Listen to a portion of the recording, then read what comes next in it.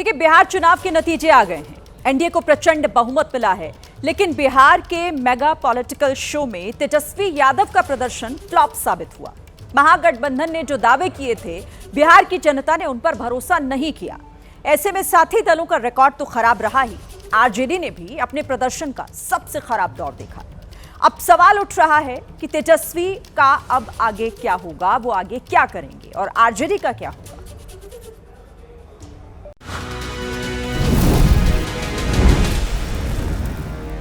आपने इनको 20 साल से हमको केवल 20 महीना दे दीजिए बस। जो 20 साल में काम नहीं हुआ वो 20 महीना में हम काम करके दिखाएंगे।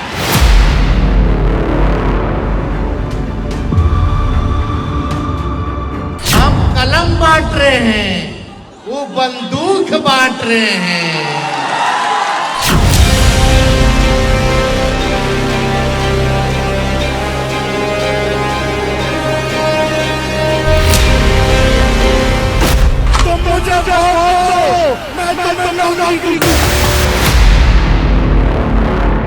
किसी बिहारी भाई को दूसरे राज्य ना जाना पड़े, ऐसा बिहार जो है हम लोग बनाएंगे।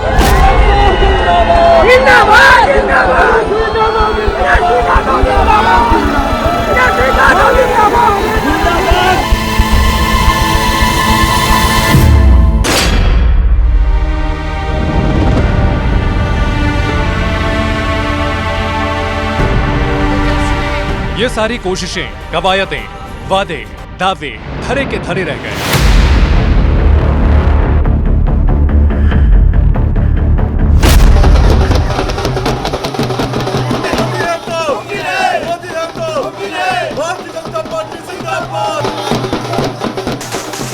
एनडीए के प्रचंड जीत ने बिहार में महागठबंधन का सूपड़ा साफ कर दिया।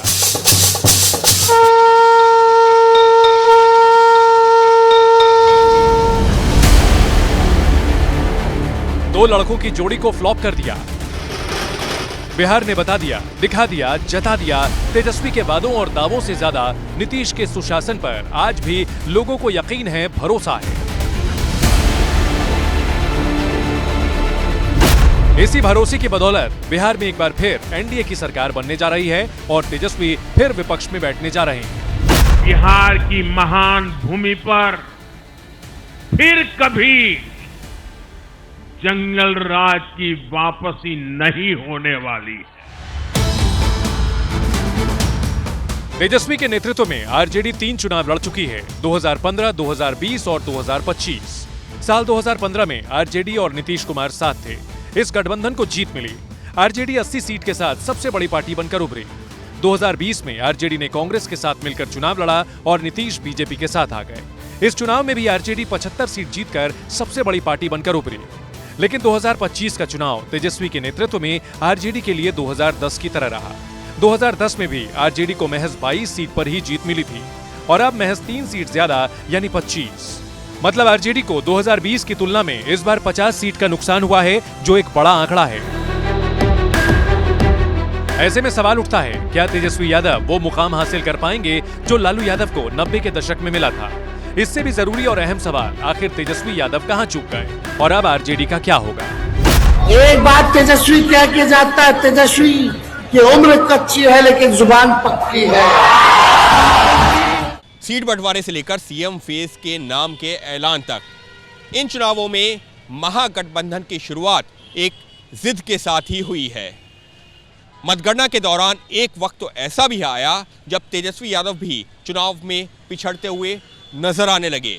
हालांकि अंत में वो चुनाव तो जरूर जीत गए और अपनी सीट को बचा ले गए, लेकिन अपनी पार्टी आरजेडी को करारी हार से नहीं बचा सके। मैसिव विक्ट्री जो है महागठबंधन की इस बार होने जा रही है। तेजस्वी यादव ने बिहार चुनाव की शुरुआत अपने धुआंधार चुनावी वादों की बौछार के साथ की थी। तेजस्वी ने जीविका दीदियों को 30,000 रुपए वेतन, माई बहन मान योजना के तहत हर महिला को 2500 रुपए प्रति माह, जनप्रतिनिधियों को दोगुना मानदेय, उन्हें पेंशन सुविधा और 50 लाख रुपए का बीमा कवर। इसके अलावा नाई, बढ़ई, कुम्हार, लोहार जैसे कामगारों को 5 लाख रुपए की आर्थिक सहायता का वादा किया था। जितनी जीविका सीएम दीदियां हैं यानी कम्युनिटी मोबिलाइजर्स हैं, उन सभी सीएम दीदियों को स्थायी कर उन्हें सरकारी कर्मचारी का दर्जा देकर उनके वेतन को 30,000 प्रति माह हम लोग करेंगे। इन सब वादों के बीच तेजस्वी यादव का एक वादा ऐसा भी था जो बिहार चुनाव की दिशा बदलने वाला माना जा रहा था, और वो वादा था हर परिवार को सरकारी नौकरी देने का।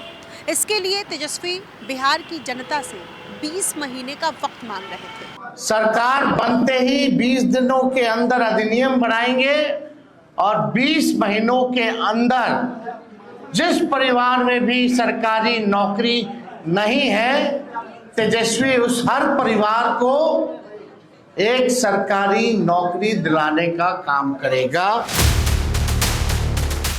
सत्ता पक्ष तेजस्वी के वादे को चांद को धरती पर उतारने वाला बता रहा था, क्योंकि तेजस्वी यादव का ये वादा बिहार के कुल बजट के 5 गुना से भी ज्यादा था।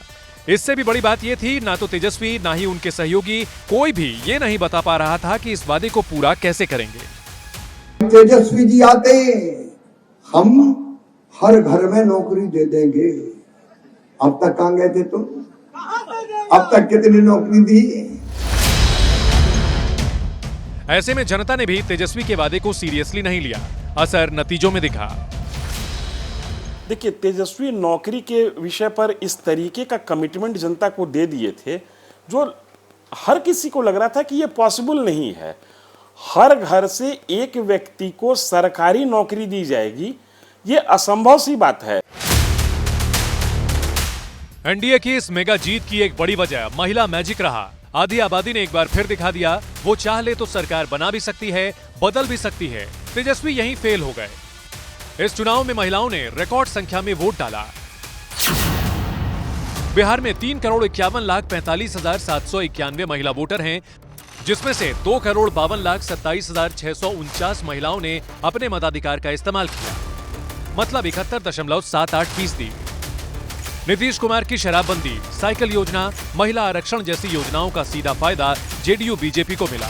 इसके अलावा चुनाव से पहले महिलाओं के खाते में आए 10-10 हजार रुपए ने पूरे चुनाव को एक तरफा कर दिया। तेजस्वी अपने वादों के बंधन से जनता को बांध नहीं पाए, महिलाओं का यकीन जीत नहीं पाए और न ही लालू राबड़ी शासनकाल के जंगलराज वाली छवि से छुटकारा पा सके। महिलाओं और युवाओं के लिए सुरक्षा भी एक बड़ा मुद्दा रहा और इसके लिए उन्होंने आरजेडी की जगह एनडीए सरकार पर भरोसा जताया।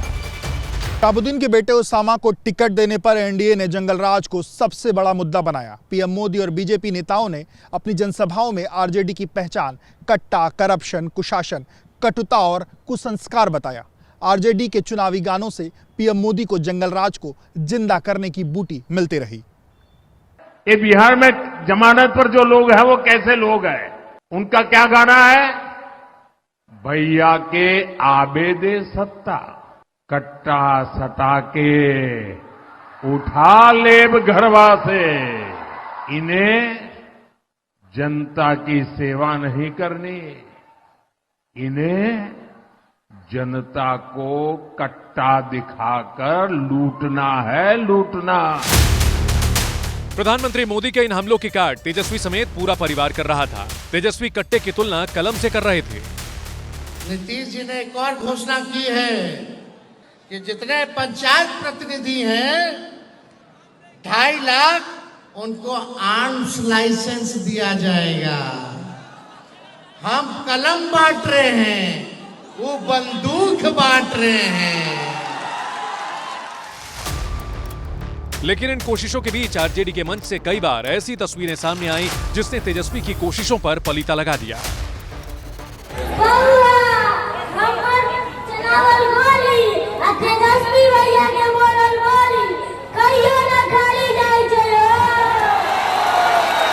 नया मतदाता है जो 2005 से जो जिसकी जन्म हुई है, 2005 के बाद जन्म हुई है, वो भी आज मतदाता हो चुका है।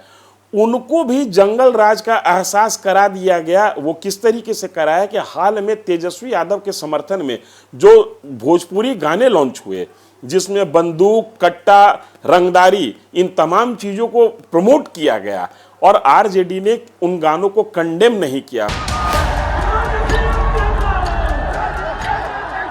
आरजेडी की बड़ी ताकत MY फैक्टर माना जाता है, मतलब मुसलमान और यादव। लेकिन इस चुनाव में यह समीकरण भी सिफर साबित हुआ। बिहार चुनाव में इस बार आरजेडी का MY समीकरण भी बिखर गया।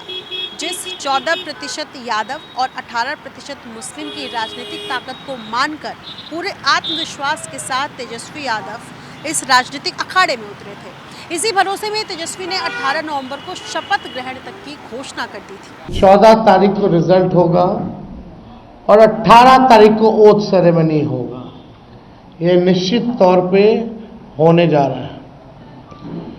जो फीडबैक हम लोगों को मिल रहे हैं, भाजपा और एनडीए के पसीने छूट रहे हैं। लोग बेचैन हैं, बौखलाहट में हैं। इस समीकरण के बिखरने के दो बड़े कारण हैं। पहला, डिप्टी सीएम के फेस का ऐलान। महागठबंधन ने वीआईपी के आगे झुकते हुए डिप्टी सीएम के लिए मुकेश सहनी के नाम का ऐलान किया, जिसे एनडीए ने मुसलमानों का अपमान बताया। ओवैसी से लेकर खुद कांग्रेस ने डिप्टी सीएम के लिए किसी मुसलमान के नाम का ऐलान नहीं करने पर सवाल खड़े किए। चीफ मिनिस्टर एक ओबीसी को बनाया गया है, लेकिन मेरा मानना है कि वहां पे एक मुसलमान और एक दलित डिप्टी चीफ मिनिस्टर और बनना चाहिए। विवाद बढ़ने लगा तो तेजस्वी ने इशारा किया, एक डिप्टी सीएम मुसलमान हो सकता है, लेकिन तब तक काफी देर हो चुकी थी। बिहार में 15 सीटें आपको स्पष्ट तौर पर नजर आएगी जो महागठबंधन की झोली में गिरती, और वो सीट जो है वो चली गई, वो महागठबंधन हार गया या फिर AIMIM के पास चली गई। और ये ऐसा इसलिए हुआ क्योंकि मुसलमानों में एक मैसेज गया कि 3% वाला डिप्टी सीएम की कुर्सी पर बैठेगा और 18% वाला दरी बिछाएगा। डिप्टी सीएम फेस को लेकर मुसलमान तेजस्वी से नाराज बताए गए, तो वक्फ कानून की एंट्री ने कुछ हद तक यादवों को भी तेजस्वी से खफा कर दिया। तेजस्वी ने ऐलान कर दिया था, सरकार बनी तो वक्फ कानून को कूड़े में डाल देंगे। चाहे कोई भी ये लोग लाते हो, आप लोगों से हम कहना चाहते हैं, वक्फ कानून जो इन लोगों ने बनाया है, हमारी सरकार बनेगी तो उस बिल को हम लोग कूड़ेदान में फेंकने का काम करेंगे। बताया जाता है तेजस्वी का यह बयान यादवों को ज्यादा रास नहीं आया, जिसका नुकसान तेजस्वी को यादव बहुल सीटों पर हुआ, जो उसका कोर वोट बैंक माना जाता रहा है। महागठबंधन का MY समीकरण तो फेल हो गया, लेकिन एनडीए का MY समीकरण यानी महिला और यूथ पास हो गया है। एनडीए के MY फैक्टर ने उसे जबरदस्त सफलता दिलाते हुए पिछली बार के 125 विधायक की तुलना में 202 विधायकों पर पहुंचा दिया, जिससे उसकी इस चुनाव में रिकॉर्ड जीत हुई है। बिहार में कुछ दलों ने तुष्टीकरण वाला MY माय फॉर्मूला बनाया था, पर आज की इस जीत ने एक नया सकारात्मक MY माय फॉर्मूला दिया है, और ये है महिला और यूथ। इस चुनाव को जहां एनडीए एकजुट होकर लड़ा, वहीं महागठबंधन के दल आपस में ही लड़ते नजर आए। महागठबंधन में सीट शेयरिंग से लेकर सीएम स्तर तक के लिए काफी घमासान देखने को मिला। इससे जमीनी स्तर पर उनके कार्यकर्ताओं में समन्वय की कमी देखने को मिली। कांग्रेस को महागठबंधन में शामिल करना भी तेजस्वी की बड़ी भूल बताया जा रहा है। ऐसा इसलिए क्योंकि कांग्रेस बिहार में कमजोर आधार वाली पार्टी है। इतना ही नहीं, तेजस्वी ने सीट बंटवारे में कांग्रेस के नेतृत्व को खुश करने में काफी समय गंवाया। राहुल गांधी और प्रियंका गांधी की मंजूरी के लिए महीनों इंतजार करते रहे। राहुल से मिलने के लिए तो खुद दिल्ली पहुंच गए, और इस दौरान जमीनी तैयारी छूट गई। वहीं जनता भी ये सब देख रही थी। कांग्रेस साथ गठजोड़ का नुकसान हुआ। कांग्रेस ने पहले दिन से तेजस्वी यादव की जड़ें काटी। तेजस्वी यादव की हर घोषणा को कांग्रेस अपनी घोषणा बना रही थी। कांग्रेस आखिर तक तेजस्वी यादव को मुख्यमंत्री का फेस मानने से इनकार करती रही। सीट बंटवारे में रंगा कांग्रेस ने फंसाए रखा।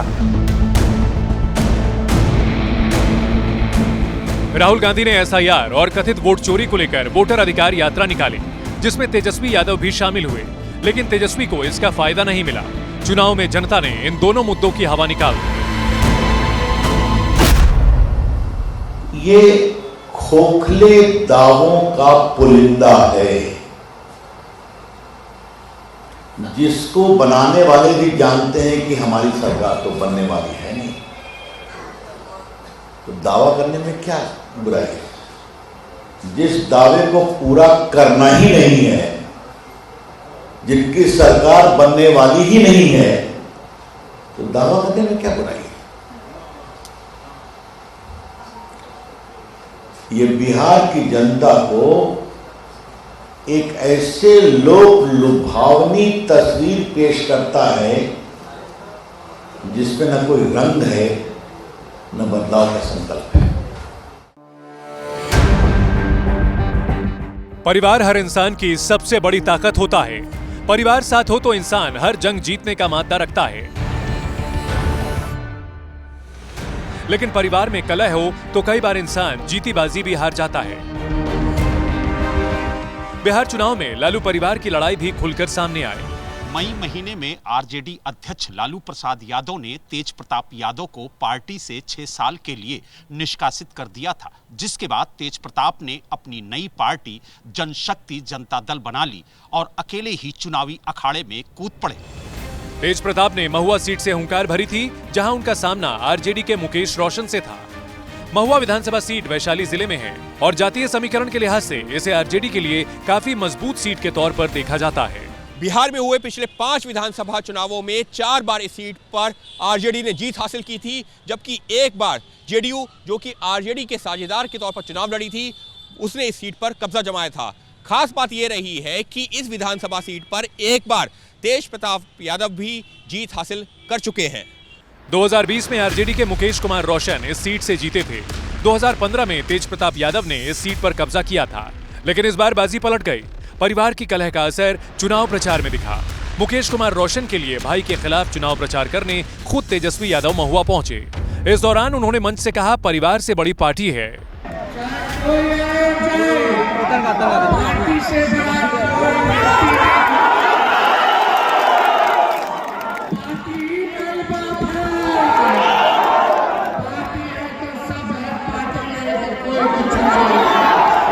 इस कलह का खामियाजा परिवार और पार्टी दोनों ने भुगता।